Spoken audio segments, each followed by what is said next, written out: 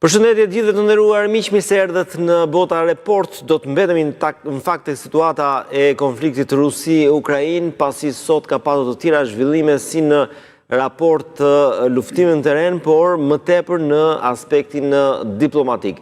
Është presidenti i Rusisë i cili në një farë mënyre i bën të qartë perëndimit se Donbasin, rajonin e madh të Donbasit, të cilin ne do kemi mundësi edhe ta shohim më qartë në hartë, e kërkon me çdo kusht. Ky është një lloj paralajmërimi që ai ja bën të qartë perëndimit, ndërsa diplomacia vijon. Ai sot ndodhet në Indi, ndërsa delegacioni i Ukrainës që në një farë mënyre është nisur drejt Shtetit Bashkuar të Amerikës për të folur me të dërguarin e presidentit amerikan për të parë çfarë nuk shkoi në takimin e Moskës mes Witkoff dhe Putin dhe cilat janë hapësirat që mund të lëvizet në funksion të negociatave. Për të diskutuar sërish për këtë temë, unë kam kënaqësinë të kem Roland Bimon, ish ambasadorin tonë në Shtetet Bashkuara të Amerikës. Përshëndetje, mirë se erdhët, ambasador. Faleminderit për ftesën, përshëndetje. Ndërkohë që diplomacia vazhdon të bëj punën e vet, por nuk është se shohim rezultate konkrete. Unë do doja para se të shikonim pak atë çfarë ka thënë Putin sot për një media indiane.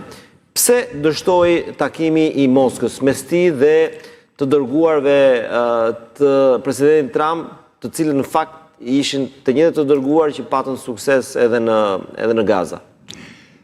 Ka dy këndvështrime kryesore për bisedimet e Moskës, po themi 5 orë, po e theksoj faktin 5 orë, për të vënë duke diku më mbrapa gjatë bisedës se të rish 5 orë nuk do të thotë që janë bisedime të dështuara, por... Ja ku është interesante, kjo grafike përgatitur nga kolegët dhe le të themi ata që merren me grafikën e emisionit, shumë e bukur, tavolina dhe në tavolinë harta e Ukrainës. Shumë gjetje e bukur. Po thosha që ka dy projeksione kryesore, njëra shumë herë më i fuqishëm dhe tjetri pak në surdin, prapasken. Projeksioni i parë i medias ndërkombëtare, sidomos asaj europiane, është që bisedimet ishin të dështuara. Dhe kjo përforcohet aq më tepër nga fakti që disa orë, jo më shumë se 3 orë pas ndërprerjes së bisedimeve, kemi një deklaratë që të roqë jashtëzakonisht shumë vëmendjen e generalit italian, kryetari i Komitetit Politik të NATO-s, me një mbiemër goxha kumbues, Dragone, Giuseppe Cavo Dragone, i cili tha që në rast se do të vazhdoj lufta hibride e Rusisë kundër nesh, ne nuk do të rrim në këto pozita që jemi, por do të ndërmarrim sulme preemptive, do të thonë parandaluese, sulme paraprake. Çka do të thotë proaktive. Eksakt. Do të thonë me fjalë tjera, ajo që shënohet është lëvizja e NATO-s një hap përpara Rusisë. Nga pozita reaktive në pozita proaktive. Tash si do ta gjallë reagimin me njëherë shumë të Putin, i cili tha nëse Europa do luftë jemi gati. Eksakt. Dhe një tërheqje më pas të sekretarit të NATO-s. Po, por nga deklarata e generalit italian Dragone deri ke deklarata e Putinit kemi dhe një zhvillim në opinionin publik në Rusi, ku opinioni publik, nëse mund të gjykojmë nga televizionet, i mëson të gjithmonë faktit që perëndimi po shkon centimetër pas centimetri drejt përplasjes, drejt luftës.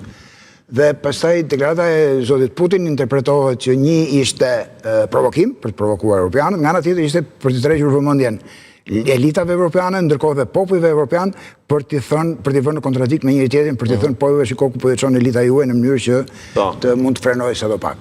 Pra kemi këndvështrimin pesimist që bisedimet dështuan, dhe mesazhi i NATO-s, i generalit, është jashtëzakonisht i rëndësishëm për të deshifruar në drejtim të Washingtonit dhe në drejtim të Moskës, po dhe për vetë situatën brenda NATO-s. Nga shumë burime italiane, sidomos, është interpretuar që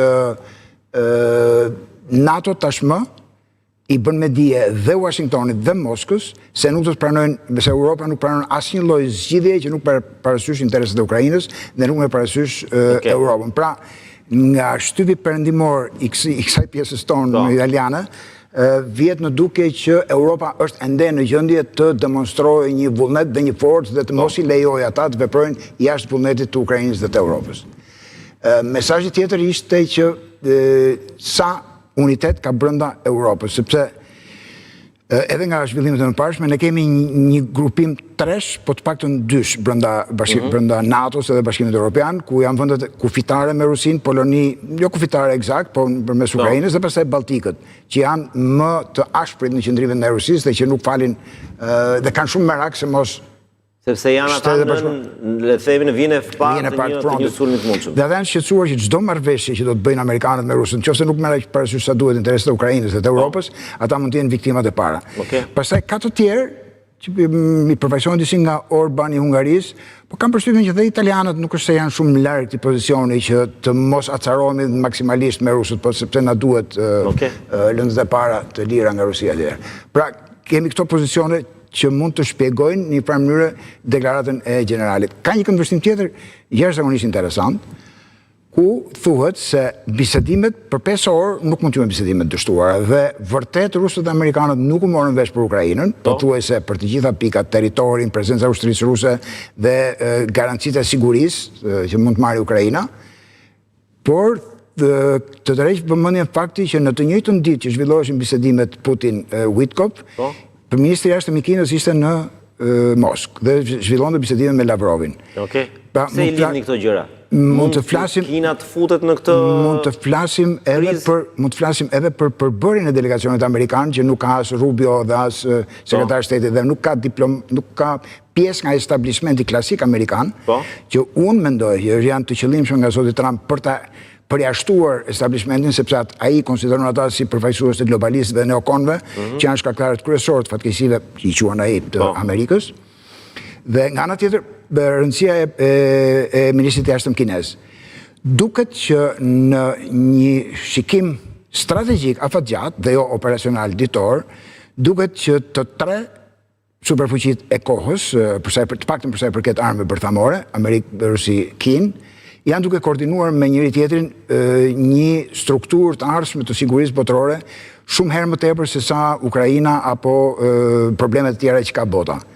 Dhe ka një moment jashtëzakonisht delikat, ku Shtetet Bashkuara ju duhen brenda vitit për të mbyllur buxhetin e vitit rreth 2-3 trilion dollar për të marrë borxh dhe nuk po i gjejnë dot gjikundi. Dhe një mundësi për të marrë borxh janë ose nafta Venezuelës ose kinezët të blejnë pak më shumë bono thesare nga Shteti Amerikan. Kështu që kemi një kombinacion të shumë gjërave që i bëjnë të tre superfuqitë të arrijnë një lloj marrëveshje me njëri tjetrin. Nuk do thosha në kurrizë të tjerëve, por në një farë mënyrë që nuk mbështetet dhe aq nga të tjerët sepse nuk janë në tavolinë. Atëherë po thua, ambasador, se shumë interesante ky këndvështrim dhe mjaft origjinal, po thua që në këtë moment interesat e SBA-s, Rusisë dhe Kinës mund të përputhen ose mund të konvergjojnë? Unë besoj që po.